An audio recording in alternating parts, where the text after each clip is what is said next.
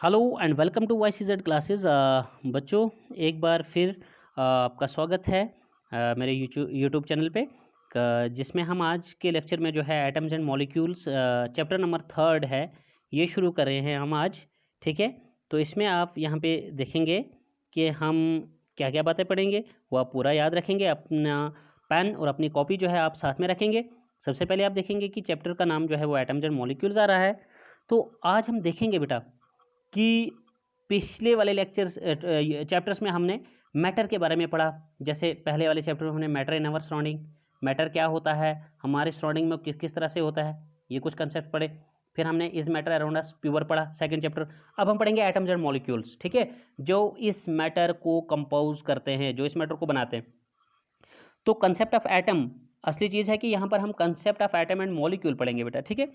तो देखिए, मुख्तलिफ साइंटिस्ट जो है, डिफरेंट साइंटिस्ट के डिफरेंट व्यूज़ हैं about the atoms and molecules के बारे में।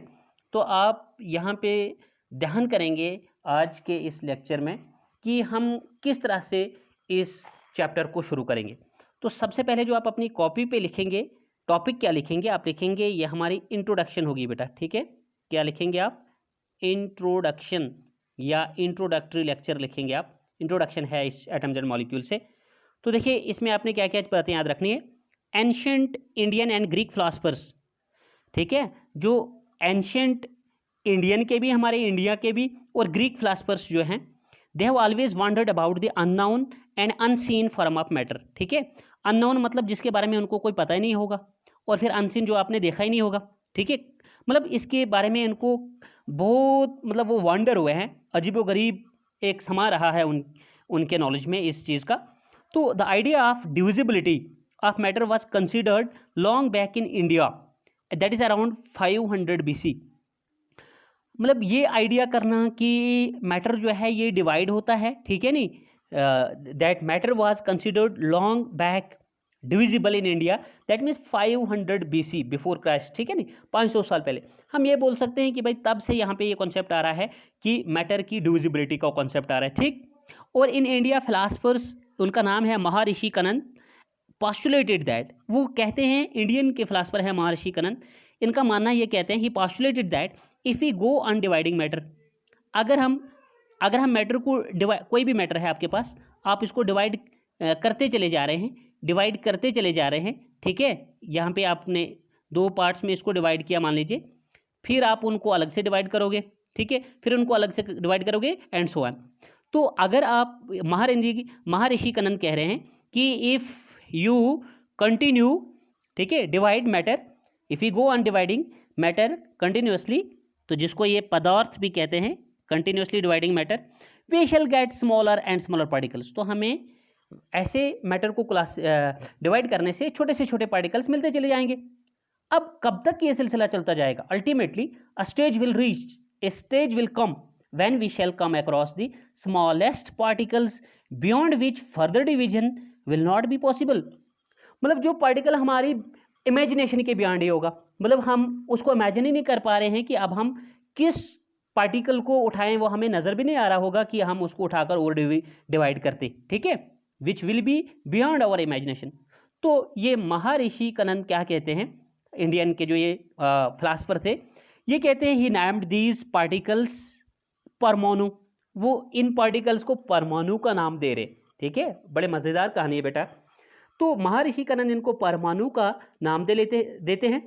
अनदर इंडियन फिलासफर है, उनका नाम है पकुदा, ठीक है, कात्यायामा।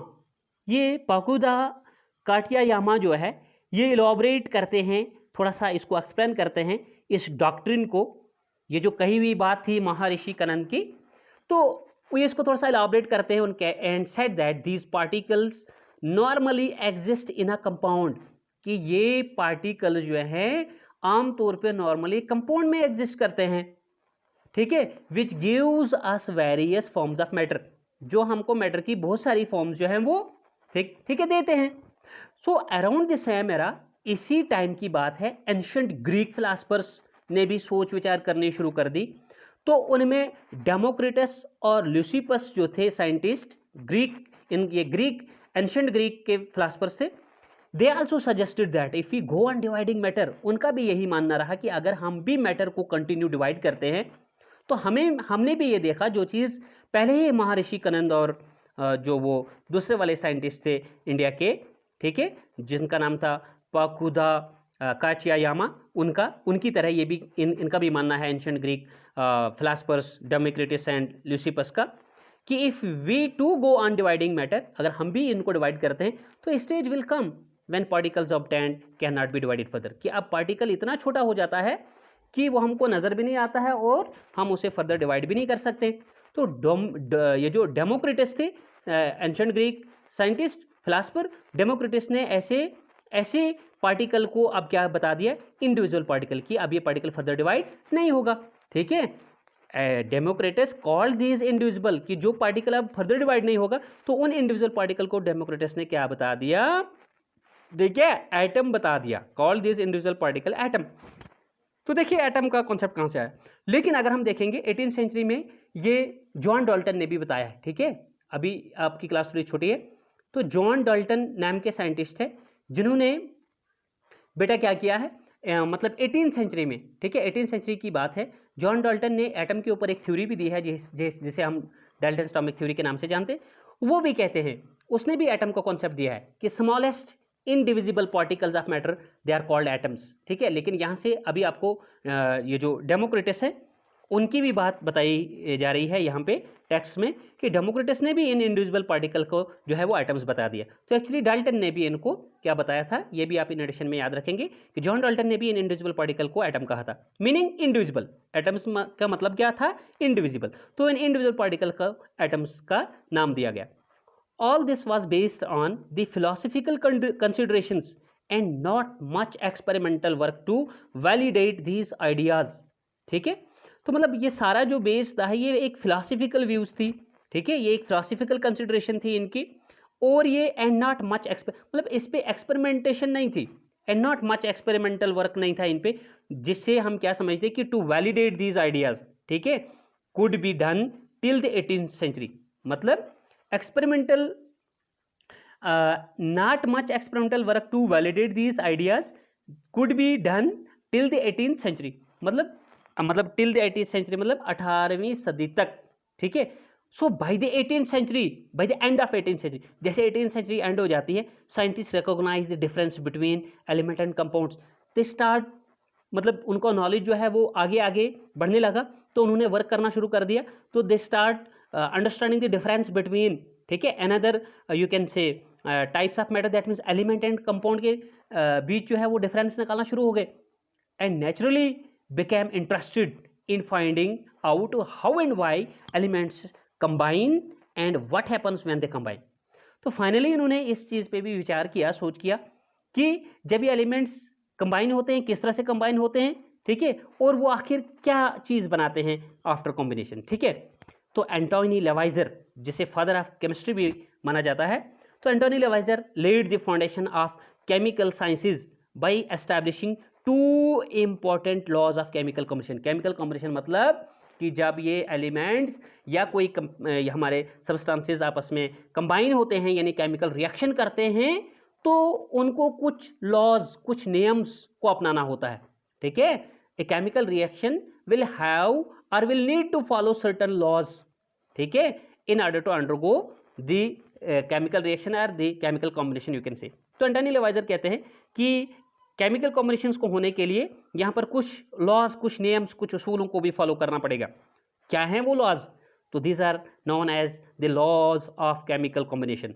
सो far as your class is concerned, यहाँ पे बेटा ये मुझे लगता है कि दो लॉज हैं आपके, एक है लॉ ऑफ कंजर्वेशन ऑफ मास, दूसरा लॉ ऑफ कांस्टेंट कंपोजिशन, लेकिन ये 5 लॉज दिए गए थे, बाकी के 3 जो है आप नेक्स्ट ये जो है क्या कहते हैं 11th में पढ़ेंगे आप, ठीक है, 11th क्लास में। लेकिन फिलहाल अगर आपका इंटरेस्ट हो तो मैं आपको पढ़ा लूँगा, लेकिन फिलहाल so far as your text, so far as your syllabus is concerned, यहाँ पर सिर्फ 2 हैं, ठीक है। तो लॉज ऑफ केमिकल कॉम्बिनेशन में आप देखिए कि following are the 2 laws of chemical combination which were established after much experimentation carried by the Lavoisier and Joseph Louis Proust. तो एंटोनी लेवाइजर ने जो है वो law of conservation of mass दिया था, एंड जोएल प्रोस्ट, जिसको जोसेफ लुइस प्रोस्ट कहते हैं, उसने लॉ ऑफ कांस्टेंट कंपोजिशन दिया था। तो बेटा आज के लेक्चर में हम इतना ही पढ़ेंगे। आज हम लॉज को शुरू नहीं करेंगे। आज का हमारा इंट्रोडक्टरी लेक्चर था।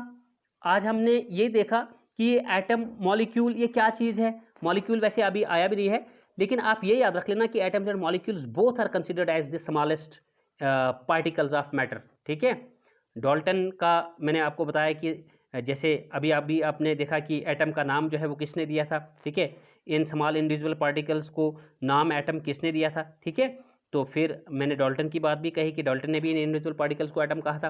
तो मॉलिक्यूल्स भी अमिडियो अवोगाड्रो फिर हमको समझाते हैं कि नहीं, जो एटम ही जितने स्मॉलेस्ट इंडिविजुअल पार्टिकल्स नहीं है, बल्कि स्मॉलेस्ट पार्टिकल ऑफ मैटर जो है वो मॉलिक्यूल भी है। ठीक है, तो फिर मॉलिक्यूल जो होते हैं वो एटम से लेकिन थोड़े से बने हुए होते हैं। ठीक, फिर वो मॉलिक्यूल होमोन्यूक्लियर भी होते हैं, सेम एटम्स के बीच, डिफरेंट एटम्स के बीच हों तो हाइड्रोन्यूक्लियर होते हैं। ठीक है, वगैरह वगैरह हम बहुत अच्छे से पढ़ेंगे इसको आगे। लॉज को भी कल शुरू करेंगे सेकंड लेक्चर में, लेकिन आज के लेक्चर में हमने थोड़ी सी इंट्रोडक्शन ली इस चैप्टर की बेटा।